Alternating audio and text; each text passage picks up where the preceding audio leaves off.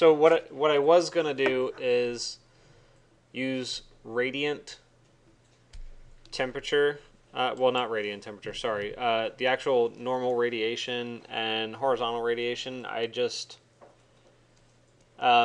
think that I'm reading the description here, and I thought it was going to be as simple as just use one of the radiation settings, and then you'll be able to measure when during the day you're going to need heat gain during the months that we're going to analyze.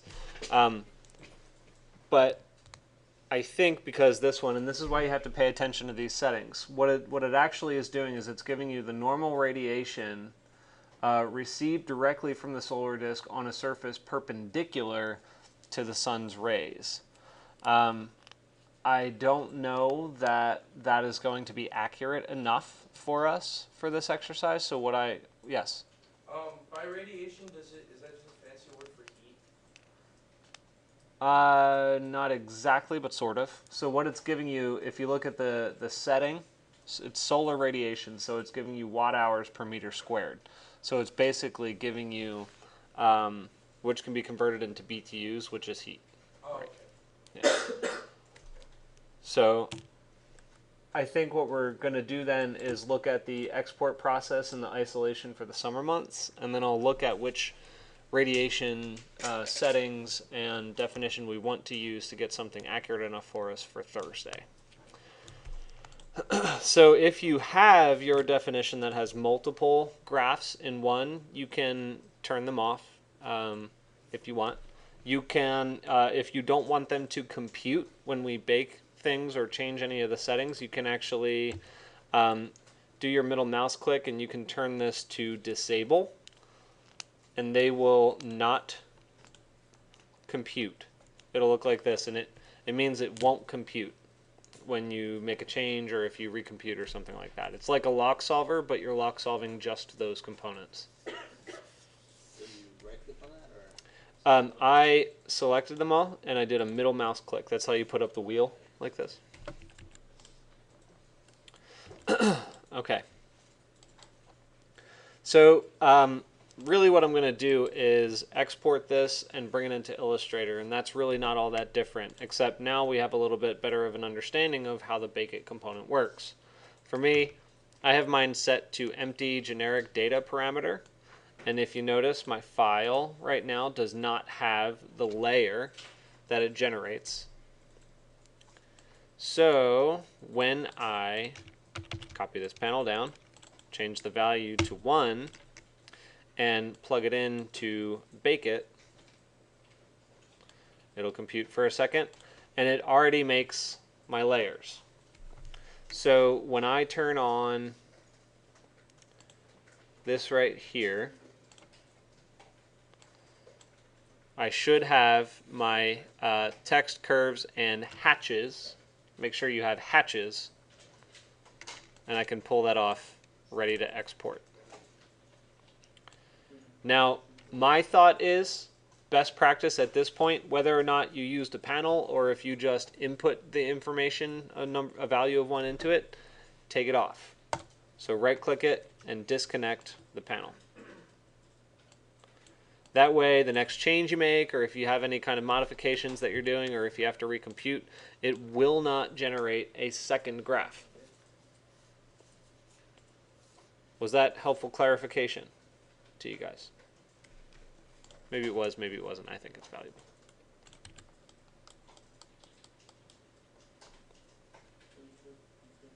Okay, so now I'm just going to do the export process. I'm not going to capture that part in the video, but as I'm doing this, try to also do it in the same pace, but I'll give you guys extra time to finish it up if you need it. Once it's in Illustrator, I basically just exported it at the default settings. I tried to do a scaled thing, and then I remembered that this thing is massive anyway, so it doesn't matter. So I'm just going to do some basic file setup things. These are just the typical things I do when I start a file like this. I just go to View, turn my rulers on. You can right-click and turn them on too. And I kind of just set some basic guides just to get started. So I'm just going to make sure that everything is at least a ½ inch away from the edge of the page. and start dragging this whole thing out. Now, because this is a diagram, it shouldn't matter all that much. Oh, you know what I realized? My sheet is massively oversized. So let me go into document setup. Get rid of these. Yeah, it should be an 11 by 17 for this exercise. So document setup. I think this might be the first time I'm showing you guys how to change a sheet size after it's been made. Yeah. Okay, so this one's a little weird. It's different than what you might have seen in, say, Photoshop. You can change the units here to points or inches or centimeters, whatever, pixels. But that stuff is all kind of your typical setup information. But the weird part about Illustrator is that the sheets can be multiplied to many sheets on one workspace. So that's what's odd about it, is that when I go to edit artboards, actually let me zoom out first. See this gray area? That's my workspace. When I go to edit artboards, I can change the size of each of these layouts. So if I wanted to make more artboards, I could. Now, once I have that one selected, I can change the size of it up here. So if it's an 11 by 17 in landscape format, the height is 11 and the width is 17.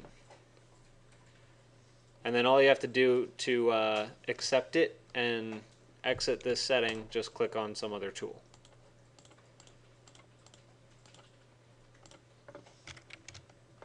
Cool. I don't know if I did it. Okay. So like I said before, I'm just going to do 1/2 inch on either side. Actually, that was an inch.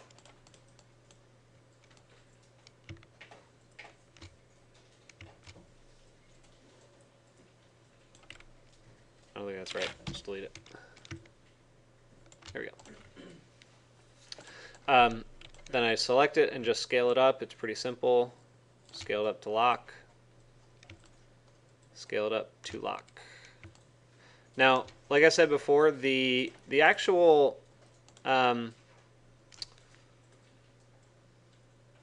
size shouldn't matter, right? Because this is just a diagram. Now, what's going to happen is when you have this particular diagram that's also associated with other diagrams on a larger board, you're going to have to replace the text, because the text here is not going to match the text that you've formatted for your overall layout. Does that make sense? All right, so I'm pointing that out now, but it doesn't apply to us right now. It will to you in the future. That was in the way, so I moved it down. These are all things that you're well aware of so far, I'm sure. I will select the modeled elements like that. Oh, it gave me text too. That might be harder to do. Yeah. All right. And I'm just going to change the stroke to something. Actually, I might just do no stroke so that it's all. There we go. So if you turn stroke off, then you're just going to get something like this. That's just straight pixelation.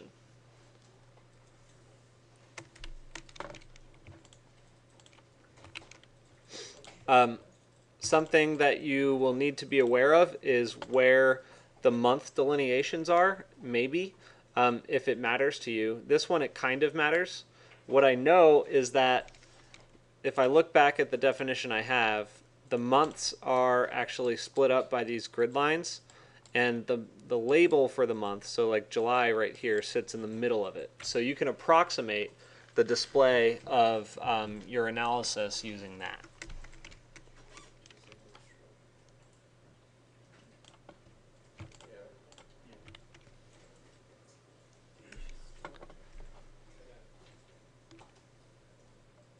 Okay, so now real briefly, I just kind of want to highlight how simple it would be to show translucency or to lighten something. The easiest way to do that in many cases is to physically lighten the geometry itself. So if I have something, let me just go over here because it's not as crazy and long. If I have all these objects here, we went over this a little bit, but you could actually change the opacity over a white background to be lighter, and it'll lighten up the geometry itself. That does not work if you have a dark background, say something that is red. Let me send it to the back here. So if you have something that's red, and I take all of that geometry and I lighten it, well, then it's going to obviously appear with a tint of red. So that's not always desirable. It depends on what your graphic settings are. What I happen to have here is a white background with very dark geometry, and I need to lighten it up except for in a certain location. So for me, one of the easiest ways I can do this, because my graph background is black, is to just use a white overlay. Right, so it's the inverse of what we just did. We're going to do a white overlay so that it blends it, lightens it up into the background, which would be white. So my white overlay is going to go from the end of September, which is about there, to the end, or well, to the end of the graph, really. So all I have to do is create a new layer so that you can easily select this versus other layers or information. I would double click it to name it.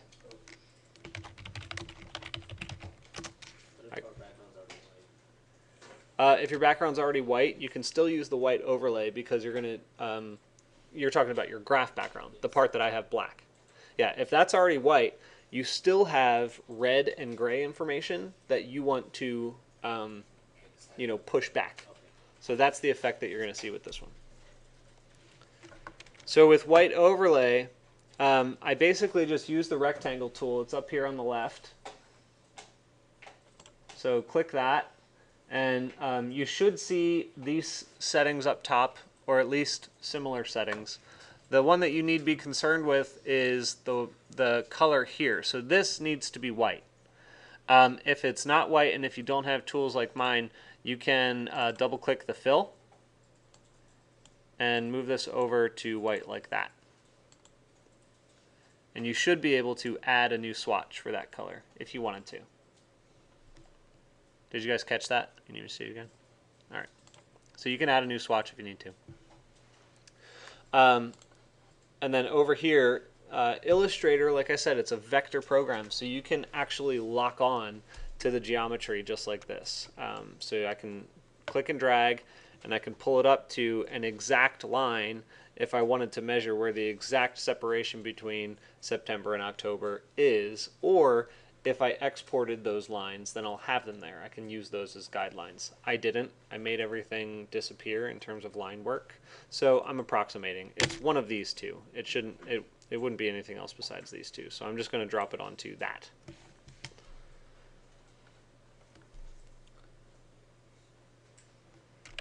Now, what I notice is if I deselect it, I have a little bit of a graphic glitch. It looks like my selection box didn't extend all the way down. So if I zoom in, you can see that I need to pull it down a little further, if it'll let me. It won't let me.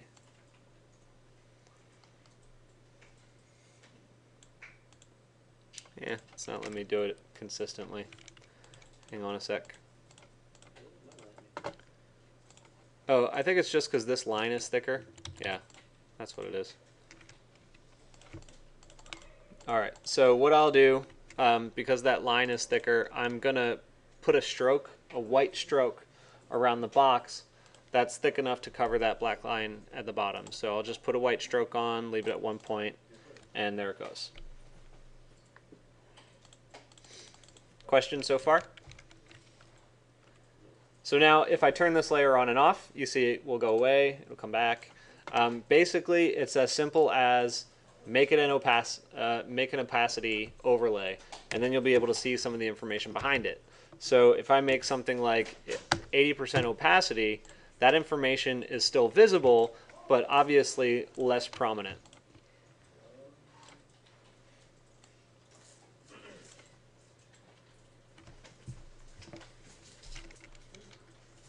So similarly, the information that you have on the other side of the graph is also not as prominent here. So you can select it and copy and paste. And for me, I'm just going to drag and drop. I'll get it close and then zoom in.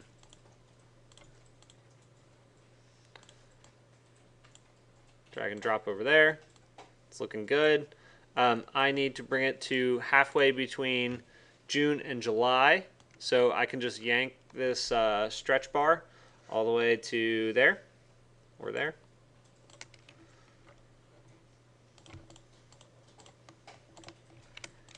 And now these are our summer months. Oh shit. I didn't notice that. That's cool. So this is an example of something that Illustrator does very well that AutoCAD does not. Can AutoCAD even do that? Sort of. Can you like hatch the layer in AutoCAD? Can you hatch it and then change the transparency? Yeah, And it will do kind of almost the same thing. sort of, yeah. But you can't Better get than those Illustrator. graphs in AutoCAD, can you? Didn't you say it does? Oh, It yeah. doesn't do it correctly or something like that? I haven't tried that much. Oh, okay. Yeah. I mean, Would it be just like a picture, I guess? Or you do it as a JPEG? no, then you wouldn't be able to do it very well, very easily at all. I have, oh, I don't know. Yeah. It should, because they're hatches, it's supposed to go into AutoCAD, but I didn't figure out how to do it. You can export it as a AutoCAD file. Yeah, yeah. It should work, but I don't think we went that far down that road. So it should theoretically work. Okay. So I'm going to do a couple more things to this diagram just to kind of make it pop a little more and give you some more, I guess, graphic expertise. What questions do you have right now? Okay.